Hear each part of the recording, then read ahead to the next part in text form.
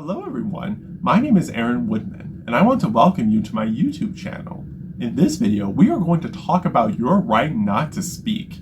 This means that whenever someone tries to compel you to say something you do not want to say, you have the right to not say that certain thing. Let's go over the historical background of how this right came about by looking at the Pledge of Allegiance. In 1935, 10-year-old William Gobitis and his 12-year-old sister Lillian lived with their family over their father's store in the coal mining town of Minersville, Pennsylvania. The leader of their religion, Joseph Rutherford, had encouraged witnesses to, quote, object and refuse to salute the flag and pledge of allegiance to it, unquote. Lillian Gobitis said, quote, witnesses respect the flag, but going through rituals before an image or emblems was actually idolatry. Our relationship with Jehovah would strictly forbid this, unquote. The siblings refused to stand for the Pledge of Allegiance for 2 weeks, and the school district superintendent, Charles E. Rudabush, was furious. He sought to punish the children, but had been informed by the state's attorney general that a formal school flag salute rule was required before he could take any disciplinary action. At a school board meeting, Walter Gobitis spoke on his children's behalf. William and Lillian did not attend, but submitted handwritten letters to spell out their beliefs. Their heartfelt pleas were met with a cold shoulder, where the board unanimously approved a requirement that, quote, all teachers and pupils must salute the flag of our country as a part of the daily exercises, unquote. Rudabush immediately announced that William and Lillian were officially expelled. As their father exited the meeting, he said, quote, I'm going to take you to court for this, unquote. So a bench trial occurred over the situation. Let's talk about it. At the bench trial, Rudabush was the school district's only witness. He believed that if a few children were allowed to refrain from saluting the flag, it would be demoralizing to the whole group and the tendency would be to spread. Given the mixed population where they have foreigners of every variety, Rudabush believed it would be no time until they form a dislike, a disregard for the American flag and the United States. Rudabush acknowledged that Lillian and William were, quote, very good children, unquote, but he described their parents' views as perverted. When the court heard from Walter, Lillian, and William, they explained saluting the flag in school would be contrary to God's law in Exodus chapter 20, verses 4-7. It states, quote, thou shalt not make unto thee any graven image or any likeness of anything that is in heaven above, or that is in the earth beneath, or that is in the water under the earth. Thou shalt not bow down thyself to them nor serve them, unquote. In 1938, Judge Albert Marius ruled strongly in favor of the Gobitis family, where his opinion resoundingly rejected claims that it was necessary to make the pledge mandatory. Marius said, quote, our country surely does not depend upon the totalitarian idea of forcing all citizens into one common mold of thinking and acting, or requiring them to render a lip service of loyalty in a manner which conflicts with their sincere religious convictions. Such doctrine seems to me utterly alien to the genius and spirit of our nation and destruction of that personal liberty of which our flag itself is the symbol, unquote. However, the school district appealed the ruling, which caused the witness children to remain shut out of the public schools. 5 months later, the U.S. Court of Appeals for the Third Circuit unanimously affirmed the decision in favor of the Gobitises. The Supreme Court agreed to hear the school district's final appeal, and oral arguments took place on April 25th, 1940. This case would be named Minersville School District versus Gobitis. Let's talk more about this.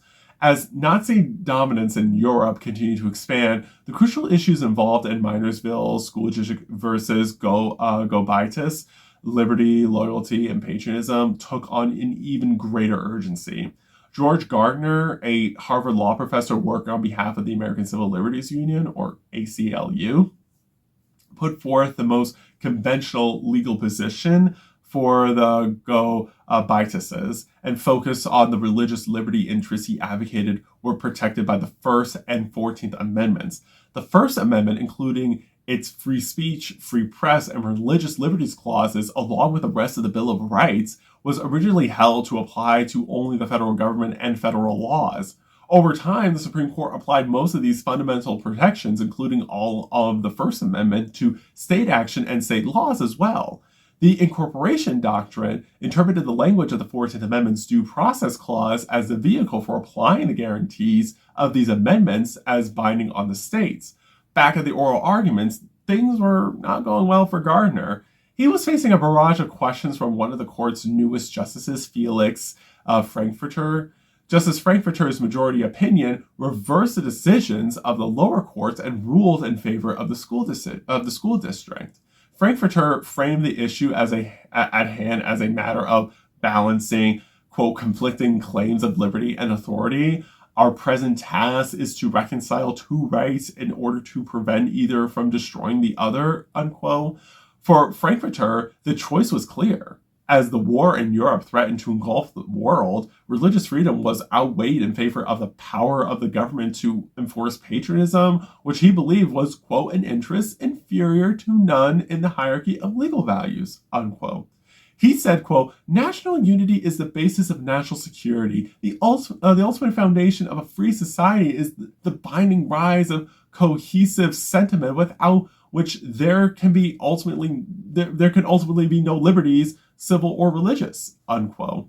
Frankfurter also prioritized the flag over other symbols. He said, quote, the flag is the symbol of our national unity, transcending all internal differences, however large, within the framework of the Constitution, unquote. Even assuming the folly of forcing students to recite the pledge against their will, Frankfurter insisted that the courts must defer to local legislatures. To rule otherwise, he concluded, would inappropriately turn the Supreme Court into the school board for the country.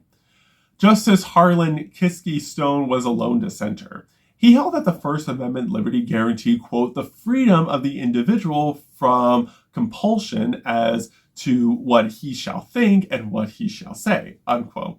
He said, quote, history teaches us that there have been but few infringements of personal liberty by the state which have not been justified, as they are here in the name of righteousness and the public good, and few which have been directed, as they are now, at politically helpless minorities. It is an expression of faith and a command that freedom of mind and spirit must be preserved, which the government must obey if it is to adhere to that justice and moderation without which no free government can exist, unquote. So what was the aftermath of this Supreme Court case decision? Lillian Gobitis heard the news on the radio that the Supreme Court had decided her case and that, quote, it was against us 8-1, unquote.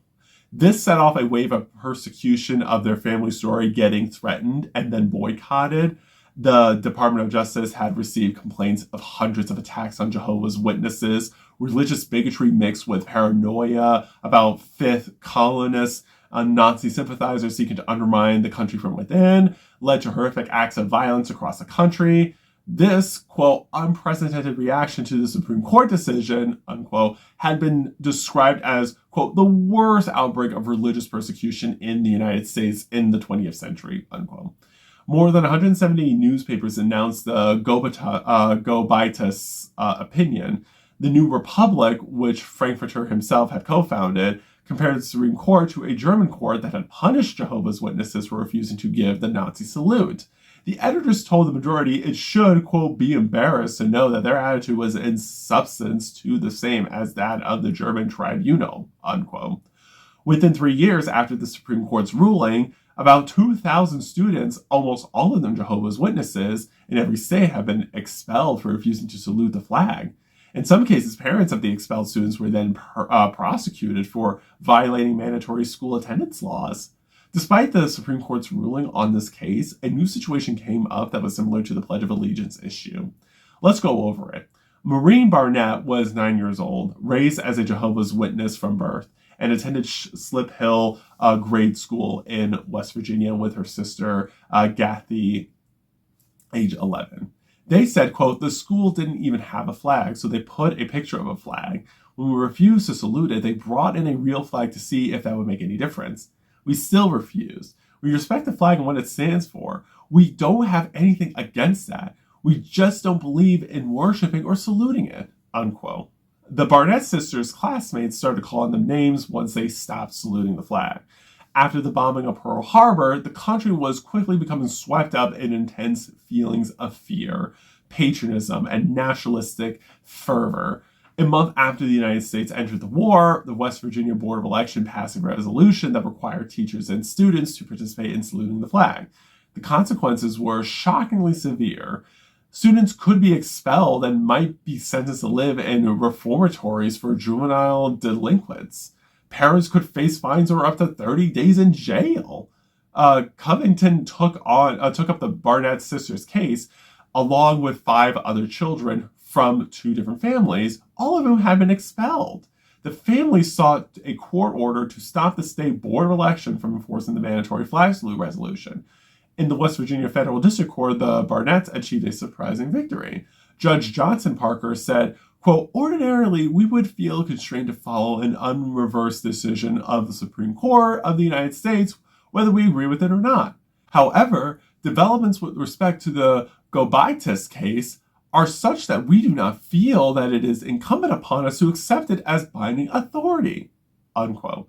He also said, quote, the salute to the flag is an expression of the homage of the soul. To force it upon one who has sensuous scruples against giving it is pretty tyranny, unworthy of the spirit of this republic and forbidden by the fundamental law, unquote.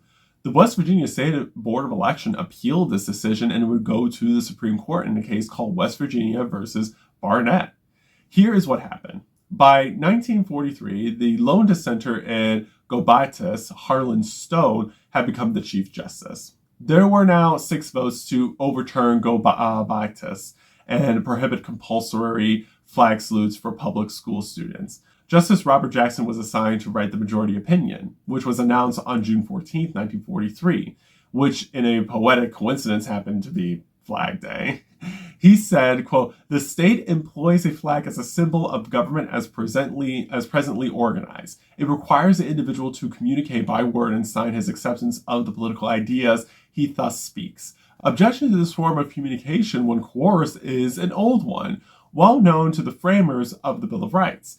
The Gobitis decision assumed that power exists in the state to impose the flag salute discipline upon school children in general. The court only examined and rejected a claim based on religious beliefs or immunity from an unquestioned general rule. The question which underlies the flag salute controversy is whether such a ceremony so touching matters of opinion and political attitude may be imposed upon the individual by official authority under powers committed to any political organization under our Constitution, unquote. In this master stroke, Jackson transformed the question from whether Jehovah's Witnesses should be granted a religious exception to a presumptively valid rule to whether there is a free speech right for all citizens to be protected from compelled speech in the first place. He said, quote, to sustain the compulsory flag salute, we are required to say that a Bill of Rights which guards the individual's right to speak his own mind left it open to public authorities to compel him to utter what is not in his mind, unquote. The right to remain silent, the Supreme Court recognized for the first time, is an inherent part of free speech. Jackson vigorously rejected Frankfurter's arguments in Gobitis for judicial restraint and deference to state legislatures. Jackson dismantled Frankfurter's arguments of, quote, the very heart of the Gobitis opinion, unquote, that the need for national unity trumped other First Amendment interests was Jackson's next step. In his eloquently expressed conclusion, Justice Jackson showed that the path to avoiding the deadly results of fascism can be found only by remaining true to our First Amendment values. He said, quote, we set up a government by consent of the governed, and the Bill of Rights denies those in power any legal opportunity to coerce that consent. Authority here is to be controlled by public opinion, not public opinion by authority. The case is made difficult not because the principles of its decisions are obscure, but because the flag involved is our own, unquote. Accordingly, the Supreme Court held that the West Virginia flag salute regulation, quote, invades the sphere of intellect and spirit, which is the purpose of the First Amendment to our Constitution to reserve from all official control, unquote, affirmed the lower court judgment, putting an end to its enforcement, and overruled Gobitis. In a dissent, Justice Frankfurter doubled down on his insistence that Gobitis was rightly decided. He reserved his greatest ire for the lack of deference to state lawmakers and the majority's willingness to overturn such a recent precedent. Frankfurter could not forgive the other justices for rejecting the judicial principle of stare decisis, which is Latin for, quote, stand by things decided, unquote, and lies at the heart of our judicial system. Of course, even he acknowledged that stare decisis was not absolute, and that sometimes the Supreme Court should change course and overturn a past decision. So when we look at the circumstances behind the Barnette case, it was written in the mindset of World War II, a time when America's self-understanding was that it was fighting to preserve democracy.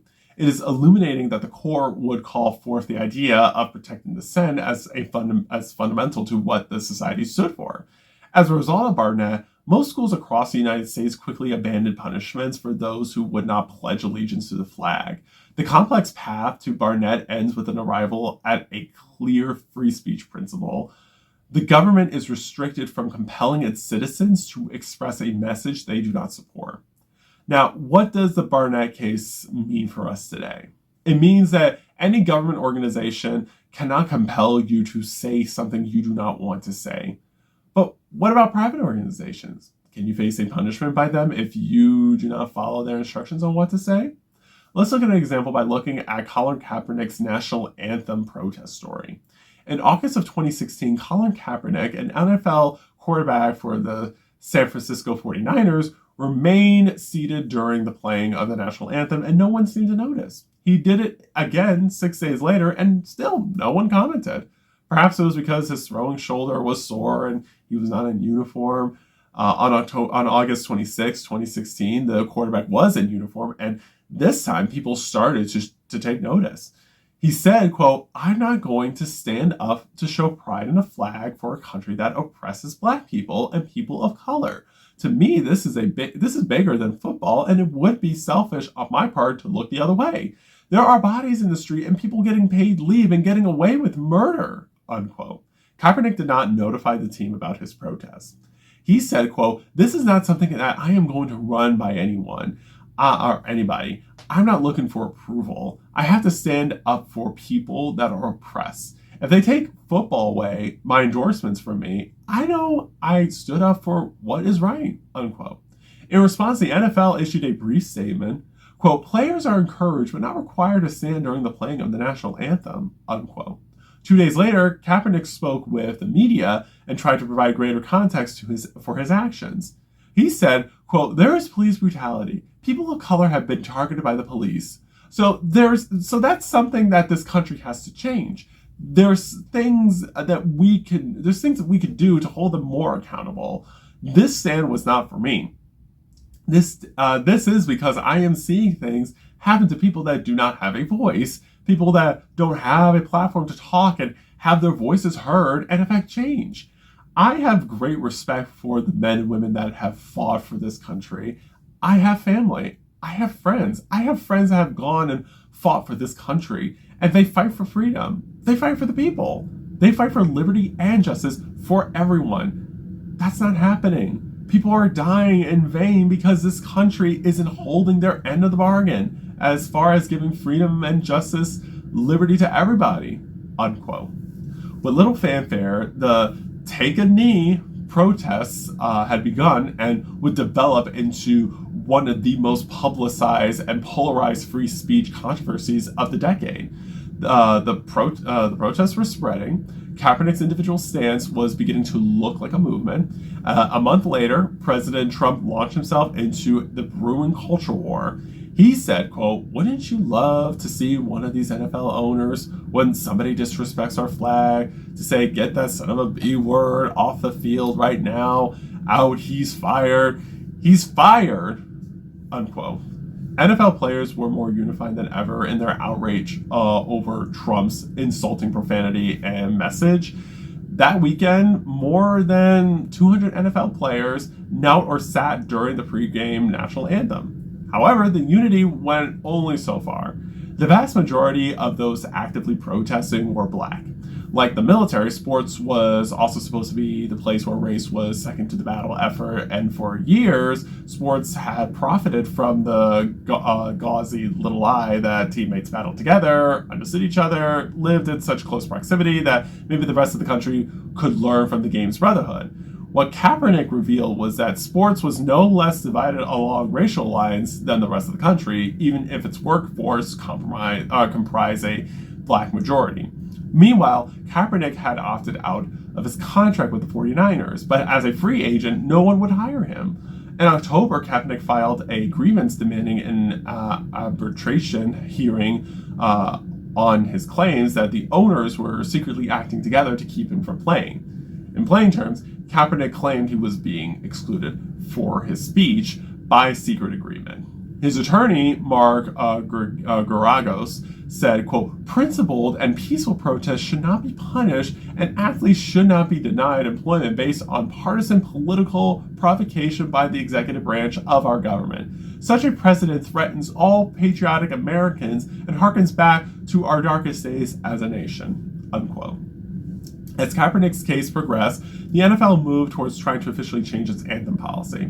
Standing on the field for the national anthem was not a standard practice for NFL players until 2009. The NFL rulebook did not mention the national anthem at all, and their game operations manual only stated that, quote, "all players must be on the sideline for the national anthem and should stand at attention," unquote. On May 23, 2018, NFL Commissioner Roger Goodell announced a new policy that explicitly required players to quote, "stand and show respect for the flag and the anthem," unquote, but allowed that those who, quote, "choose not to stand may stay in the locker room or in a similar location off the field until after the anthem had been performed," unquote. Trump praised the change by saying, quote, "You have to stand proudly for the national anthem or you shouldn't be there. Maybe you shouldn't be in the country. The NFL owners did the right thing," unquote. Less than 2 months later, the NFL and the Players Association issued a joint statement that the policy was on hold and it has remained indefinitely suspended. Malcolm Jenkins from the Philadelphia Eagles said, quote, "The NFL owners' decision was an attempt to thwart the players' constitutional rights to express themselves," unquote. However, the policy did not violate the NFL's players' First Amendment rights because the First Amendment only applies to efforts by the government to restrict speech. On the other hand, the public outcry on both sides of this controversy focuses less on what the NFL can do and more on what the teams should do as a matter of free speech values. At the same time, though, the fact that the Barnette case did not directly prevent the NFL as a private business from disciplining its players for their speech on the field does not lessen its impact on the Take a Knee protests in two significant ways. First, as the Take a Knee protests swept through professional sports, student athletes were also inspired to engage in their own protests during the national anthem at high school or college games. Public schools at all education levels are considered the equivalent of governmental actors for constitutional purposes. Protesting public school students are therefore squarely protected by Barnette. Second, Barnette provides an instructive guide as we grapple with whether protesting is in fact at the core of our patriotism for a country founded in revolution. Like the Jehovah's Witnesses and the Gobitis and Barnette cases, Kaepernick faced unrelenting attacks on his patriotism based on three arguments. The protests were unpopular, done in the wrong place and manner, and disrespected the flag. Polls taken throughout the controversy showed a theoretical support for free speech, while the Take a Knee protests themselves remain unpopular among a majority of Americans. 79% agree with the right to nonviolent protest, 74% agreed to protect the rights of those with unpopular views, and 72% agree that the Take a Knee protest is unpatriotic. It seems the protest speech in the abstract is often highly praised, and yet in practice, protesting and protest leaders are often feared and rejected, particularly when it concerns racial justice. The story of Barnette teaches us precisely how respect for the flag does not take precedence over First Amendment rights. If the United States Supreme Court could bring itself to support the free speech of flag dissenters during the dark days of World War II, we can still follow their lead in today's unsettled times. And then, almost 4 years after Kaepernick first took a knee, George Floyd was killed on camera. Black Lives Matter protests in the wake of the deaths of Floyd, Breonna Taylor, and so many other black people at the hands of police have shown the country how right and necessary Kaepernick's actions were. No matter the shifting tides of popular opinion, the Barnette decision stands with Kaepernick as a persuasive ally in the fight to recognize that allowing for dissent, be it from Jehovah's Witnesses, football players, or anyone else, is the greatest and most patriotic of American values. To close this out, while the First Amendment restricts the government from compelling you to say something, and private organizations have a little bit more flexibility in controlling what happens to you if you do not say what they want you to say, the thing that matters most is if we, as citizens, believe it is patriotic to protest and speak out on issues affecting our country. We know it is better to not remain silent when we see injustice happening around us, but it starts to get concerning when we see private organization leaders limit members of their organizations from protesting in public. Whether those private organization leaders do so because they think it is unpatriotic, or they face pressure from government officials or activists, or both, because they do not like what someone said, it calls into question if free speech is a given in all settings without consequences. Again, institutional leaders, public and private, can feel uncomfortable with protests happening that call them out. But if the leaders choose to punish people for not stopping their protests instead of working with them to solve issues, it keeps us static as a society on letting the issues perpetuate and not be resolved. Like the Take a Knee protest, instead of focusing on the bigger issue of racial injustice in the country, most of us focus on devaluing and limiting those protests because we thought they were unpatriotic and made the country look bad. For the Pledge of Allegiance, instead of letting the students make a personal choice on whether to say the pledge or not, they were compelled to say it anyway because they would be seen as unpatriotic. So we have to be clear that using your free speech rights to protest and speak out on an injustice is patriotic because you want to improve our society. It is unpatriotic to limit someone from protesting and compelling them to say something that they do not want to say because it prevents us from building a sense of community and belonging when it looks like we are not united in making positive change together on resolving an issue. We have to let people express what is on their minds and not try to control their thoughts. In the next video, we will talk about the right to criticize public figures and make mistakes. Until then, please like this video, subscribe to my YouTube channel, and turn on the post notifications so you will be notified when I post my next video. I appreciate your support. Remember, you are powerful, you are capable, and you are the changemaker our society needs. Thank you so much for watching this video. I will see you soon.